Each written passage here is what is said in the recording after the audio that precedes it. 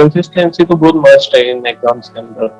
अगर आप जैसे कोई भी कंसिस्टेंस नहीं है तो उस टाइम पे, कि मैम ने भी, अंबिका मैम ने भी मुझे यही बात सपोर्ट की थी कि कंसिस्टेंसी तो आपको मेंटेन करनी पड़ेगी, क्योंकि अगर आप डेली रूटीन। चलिए ठीक है। तो वैसे आपकी टू डू लिस्ट कैसी रहती थी, मतलब आप क्या करते थे उसमें, क्या क्या आपने डाला हुआ था अपनी टू डू लिस्ट में? इस कैंडिडेट के अंदर पेशेंस लेवल और कॉन्फिडेंस कैसा है, तो उन्होंने क्रॉस क्वेश्चनिंग भी मेरे से काफी की थी। तो उस क्रॉस क्वेश्चनिंग के बेस पे उन्होंने मेरा पेशेंस लेवल और कॉन्फिडेंस चेक किया था। हेलो एवरीवन, नमस्कार। जैसे कि आप सब लोग जानते हो कि LICADO का रिजल्ट आ चुका है और हमारे काफी सारे एस्पिरेंट का सिलेक्शन हुआ है।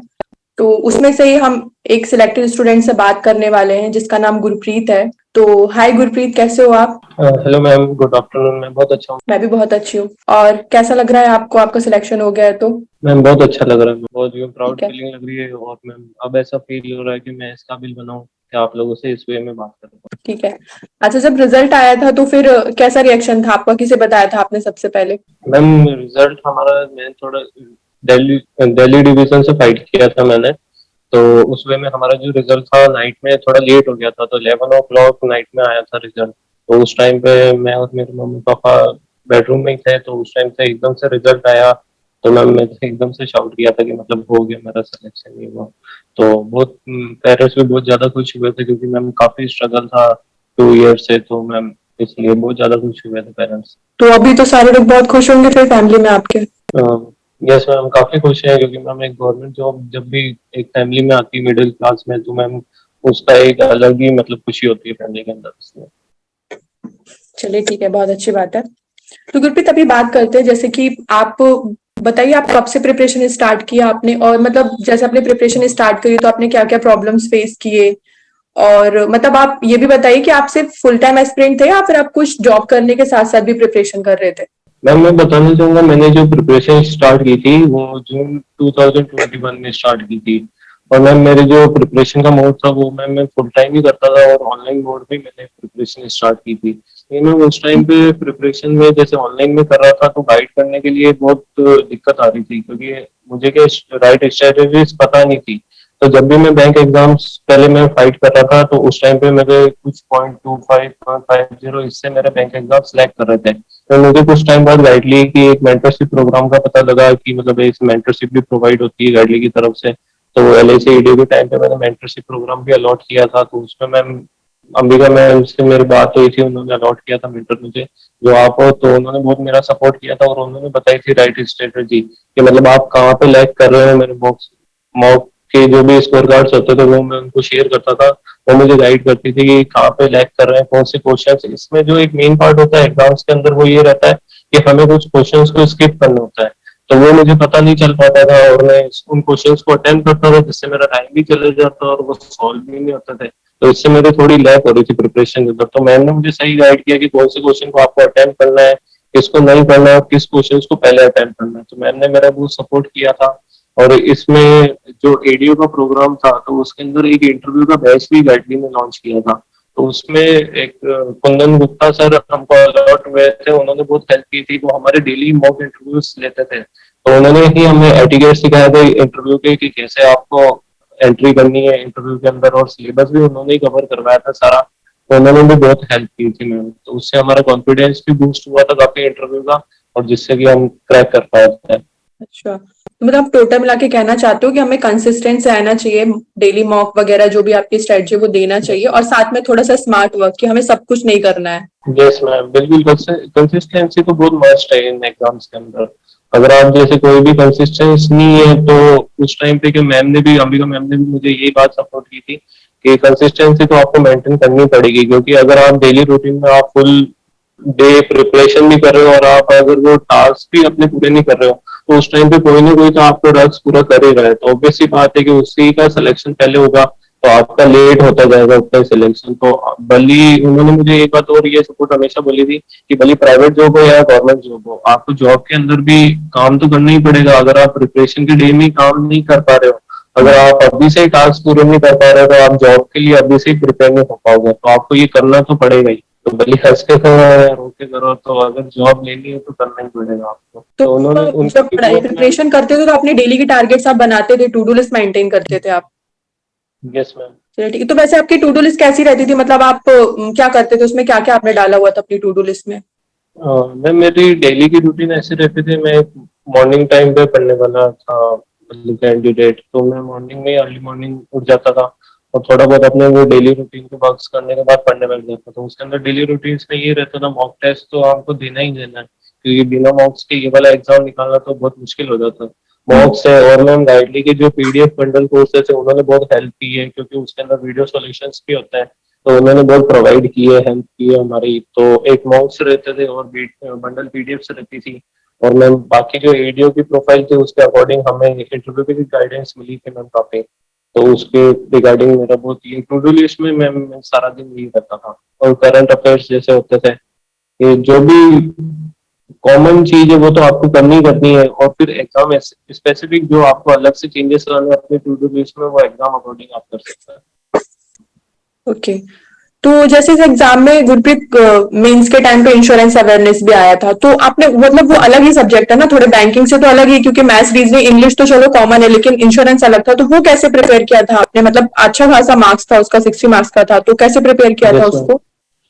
मैम गाइडली में एक इनिशिएटिव लिया था इंश्योरेंस अवेयरनेस की पीडीएफ कोर्सेज का, एक मैंने वो भी अवेल किया था, और यूट्यूब पे क्लासेस भी चलती थी, तो मैम मैंने वो भी गाइडेंस सारी की थी। और जो मेंटरशिप प्रोग्राम में अंबिका मैम ने भी मुझे काफी गाइड किया था कि आपको कैसे करना है कैसे नहीं, तो सबसे काफी हेल्प मिली थी। तो इंश्योरेंस के अंदर थोड़ा रहता ही है। और मैम एक बात ये है कि हम मिडिल क्लास फैमिली से बिलोंग करते हैं, तो इसका जो पॉलिसी का क्राइटेरिया रहता है, तो मिडिल क्लास का तो हमेशा ये रहता है कि गवर्नमेंट कोई भी पॉलिसी निकाल रही है तो आपको उस पॉलिसी को हम भी अवेल करते थे। तो थोड़ा हमको मतलब बचपन से ही था कि मतलब पॉलिसीज के अंदर इंटरेस्ट, मतलब कौन सी पॉलिसी आ रही है और उस रिगार्डिंग ये जॉब है, आपको पॉलिसी सेल करनी है एजेंसी को, तो थोड़ा इंटरेस्ट तो मेरा बचपन मतलब से ही था ऐसा था इसलिए कि मैं आपको पॉलिसीज जो थी वो थ्योरी से ज्यादा प्रैक्टिकली पता थी? प्रैक्टिकली बताते हैं, क्योंकि मैम गवर्नमेंट की स्कीम्स आती करती थी, और मिडिल क्लास का मैम आप समझ ही सकते हो कि उनको गवर्नमेंट पॉलिसीज का कितना इंटरेस्ट रहता है कि उनको बेनिफिट्स मिल रहे हैं गवर्नमेंट की तरफ से।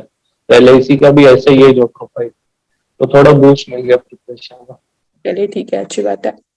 और कृपित, मेरा लास्ट क्वेश्चन है आपसे, मतलब आप मुझे अपना इंटरव्यू में आप गए हो, तो इंटरव्यू का थोड़ा एक्सपीरियंस मुझे बताओगे कि इंटरव्यूज जो होते हैं वो कैसे होते हैं, ताकि जो हमारे नए एस्पिरेंट है जो आने वाले टाइम पे इंटरव्यू पे जाएंगे, तो कैसा था एक्सपीरियंस आपका इंटरव्यू का? कुछ याद हो तो हमें आप बताइए। मैम इंटरव्यू का एक्सपीरियंस ऐसा था कि मेन जो उनका फोकस था वो हमारा पेशेंस लेवल चेक करने का था, कि मतलब पेशेंस कितना है कैंडिडेट में, क्योंकि इस जॉब प्रोफाइल के अंदर हमें कस्टमर्स के साथ विजिट भी करना पड़ेगा, एजेंट्स भी रिक्रूट करना है। तो अगर जैसे कस्टमर कोई भी हाइपर कस्टमर हो गया, मतलब जैसे हाइपर हो जाता है एकदम से कस्टमर, तो कहीं आप भी मतलब आगे से हाइपर ना हो पाए, तो इस वे में हमारा पेशेंस लेवल ही मेन चेक किया गया था, और कॉन्फिडेंस लेवल, क्योंकि अगर आप किसी कस्टमर के होम पे विजिट कर रहे हैं तो आप एक वहां पे एक जो एलआईसी की डिग्निटी को प्रमोट कर रहे हो, आप वहां पे एक डिग्निटी को मेंटेन करना पड़ेगा, तो इसलिए आपके अंदर पेशेंस और कॉन्फिडेंस लेवल उस वे में होना चाहिए। तो वो ही उन्होंने इंटरव्यू के अंदर देखा था कि इस कैंडिडेट के अंदर पेशेंस लेवल और कॉन्फिडेंस कैसा है। तो उन्होंने क्रॉस क्वेश्चनिंग भी मेरे से काफी की थी, तो उस क्रॉस क्वेश्चनिंग के बेस पे उन्होंने मेरा पेशेंस लेवल और कॉन्फिडेंस चेक किया था। ठीक है, तो मतलब आप ये बोलना चाहते हो कि जैसे आप जब बाहर निकले थे इंटरव्यू से, तो फिर आपको कैसा एक्सपीरियंस हो रहा था, कि मतलब कैसा था आपका इंटरव्यू? आप हम 100% उस श्योर थे कि वो टाइम अच्छा था, या फिर थोड़ा 50-50? नहीं, थोड़ा 50-50 टाइप ही था मेरा, क्योंकि उन्होंने क्या पेशेंस लेवल मेरा बहुत हाई लेवल भी चेक किया था, तो मुझे थोड़ा बहुत यूं डर भी लग रहा था कि मतलब हो भी पाएगा कि नहीं हो पाएगा, क्योंकि हम कुछ कह नहीं सकते इंटरव्यू लेवल, जो मेंबर्स हैं जो पैनल मेंबर्स हैं तो उनके माइंड में क्या चल रहा है, और उनके बिहाफ पे मैं अपनी इमेज क्या रख पाया उनके सामने। ठीक है। तो मतलब जैसे मैं आपसे ये बोलूं, मतलब कुछ तो उन्होंने आपसे एलआईसी के बारे में पूछा होगा, बट जो नॉर्मली इंटरव्यू में यस। होता है ना, जो बेसिक क्वेश्चन पूछते हैं आपसे, इंट्रोडक्शन वगैरह, और या फिर आप जहाँ पे रहते हो, या जो भी आपने प्रिपरेशन वगैरह की है उसके बारे में, तो वो क्या पूछा था आपसे? मतलब कुछ बताओ, क्योंकि ये तो बहुत कॉमन क्वेश्चन होते हैं ना, हर इंटरव्यू में पूछे जाते हैं, तो क्या क्या पूछा था आपसे? मैं बहुत ट्रू रहूंगा यहाँ पे। मैं अगर जब भी मतलब जैसे ही मैं गया था इंटरव्यू रूम के अंदर, तो उन्होंने मेरा इंट्रोडक्शन लिया ही नहीं। उन्होंने मतलब डायरेक्ट मेरी फाइल थी उनके पास, तो उसके बिहाफ पे वो पूछने लगे थे। जैसे मैं मेरा इंजीनियरिंग बैकग्राउंड था, तो पहला क्वेश्चन ही उन्होंने यही किया था कि वाई एलआईसी आफ्टर इंजीनियरिंग। तो बेसिक क्वेश्चन इंजीनियरिंग के भी काफी किए थे उन्होंने, कि मतलब उस वे में आप मतलब कैसे हेल्प कर पाओगे हमारी एलआईसी को। तो हमारे जैसे प्रोजेक्ट्स वगैरह रहते थे तो मैंने उनको बताया कि हम प्रेजेंटेशन स्किल्स अच्छी है, कि वहाँ पे भी हम प्रोजेक्ट्स बनाते थे, करते थे और उनको प्रेजेंट भी करते थे। हमारे क्योंकि सेमिनार्स हुआ करते थे, हमको प्रेजेंट करने पड़ते थे प्रोजेक्ट्स। तो मैंने उनको समझाया कि मेरे अंदर प्रेजेंटेशन स्किल्स और कम्युनिकेशन अच्छी है, तो इसलिए मैं अपनी जो डिग्री है उसको मैं यहाँ पे यूज कर पाऊंगा। तो ऐसे ही उन्होंने क्रॉस क्वेश्चनिंग काफी की थी, मतलब पेशेंस लेवल और कॉन्फिडेंस लेवल मेरा काफी चेक किया था वहाँ पे उन्होंने। कितने लोग थे वैसे पैनल में आपके इंटरव्यू में? मैम 4 मेंबर्स थे, 1 लेडी थी और 3 जेंट्स थे। चलिए ठीक है। अच्छा गुरप्रीत, मतलब आप प्री दे चुके हो, मेंस दे चुके हो, इंटरव्यू भी दे चुके हो और देन फाइनली क्वालिफाई भी कर लिया आपने। Yes, तो आप आने वाले स्प्रिंट को क्या बोलना चाहोगे? मतलब कुछ ऐसा कुछ जो आप बताना चाहो आने वाले स्प्रिंट को, ताकि वो गलतियां ना दोहराएं जो आपने करी है और साथ में वो जल्दी सक्सेस हो पाए तो। मैं पहले तो यही कहना चाहूंगा कि अगर जैसे आपके जो भी सीनियर्स हैं तो उनसे आप गाइडेंस जरूर लीजिए। अगर आप उनसे गाइडेंस लेते हैं तो वो आपको जरूर बताएंगे कि उन्होंने कहाँ पे लैग किया और उनसे क्या गलती हुई। अगर आप उनकी गलतियों से सीख जाओगे तो आपकी ये जर्नी जल्दी कंप्लीट हो जाएगी, क्योंकि ये कोड भी है ना कि लर्न फ्रॉम एक्सपर्ट्स। तो फिर उस बिहाफ पे जैसे कि हमको मेंटरशिप प्रोग्राम मिला था, तो मैम जो जो मुझे गाइड करती थी मैं वो वही करता था, क्योंकि उस अगर वो हम नहीं करते हैं तो मैम ने मुझे हमेशा एक ही बात सिखाई कि कोई ना कोई तो कर ही रहा है, तो आप होगा तो सही आपका सिलेक्शन, लेकिन उतना लेट होता जाएगा।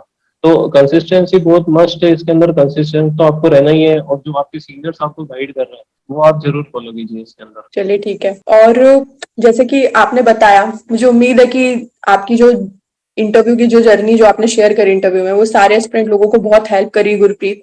और मुझे बहुत खुशी भी है कि इतने टाइम की मतलब स्ट्रगल करने के बाद आपका सिलेक्शन हुआ और फाइनली आप बहुत खुश भी थे। यस ठीक है, तो थैंक यू सो मच और कॉन्ग्रेचुलेशन बहुत सारा आपको कि आपका सिलेक्शन हुआ और आप आगे और भी मैम। ज्यादा तरक्की करो। वैसे बात का वो टारगेट क्या है? अब आप ये इसी ऑर्गेनाइजेशन में कुछ करना चाहोगे या फिर आपका कोई और दूसरा टारगेट है? मैम एक टारगेट मैंने बनाया है अपना आरबीआई का। अगर जैसे आरबीआई के अंदर मैं एग्जाम्स फाइट करूंगा, लेकिन जैसे कि एलआईसी एडीओ के अंदर ग्रोथ प्रोफाइल काफी अच्छी है, तो अगर एलआईसी के अंदर मुझे ग्रोथ मिलती है तो मैं स्विच नहीं करूंगा इस जॉब को, मैं इसी के अंदर कंटिन्यू करूंगा एलआईसी। ठीक है गुरप्रीत, तो thank you so much and again congratulation. आप लाइफ में और भी आगे तरक्की करो। सबसे बड़ी बात, आपकी जो जर्नी है, आपने जो भी हमें बताया अपनी स्टडी कैसे आपने स्टार्ट करी, जो भी आपने प्रॉब्लम फेस करा फिर कैसे ओवरकम किया, सारे लोग उससे सीखेंगे। ठीक है। Yes ma'am, thank you ma'am.